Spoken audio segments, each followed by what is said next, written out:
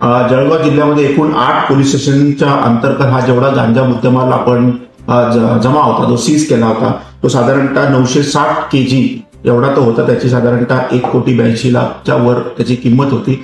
तो आज आपण एक कमिटी फॉर्म करून त्याच्यामध्ये एक्साईजचे लोक असतात, तहसीलदारचे लोक असतात आणि पोलीस असतात नसतात, त्यांच्या आपण सर्व कमिटीने आपण तो कायदेशीर प्रक्रिया राबवून पोलीस मुख्यालय येथे आपण आज तो नाश केलेला आहे. सर त्याचं वजन किती होतं? आधी सांगितल्याप्रमाणे साधारणतः 960 किलो त्याचं वजन आहे आणि 1,80,00,000 वर त्याचा किंमत आहे. जिल्ह्यात गांजाच्या कारवाई सुरूच आहेत, काय सांगणार आपल्याला?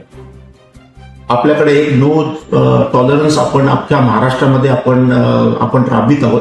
तर त्या अनुषंगाने आपण बघितलं की आपण मागच्याच महिन्यामध्ये एक एमडीची देखील मोठी कारवाई केली. आपण गांजा कल्टिव्हेशन कुठे होत आहे का याच्यावर देखील अतिशय आपण वॉचफुल आहोत.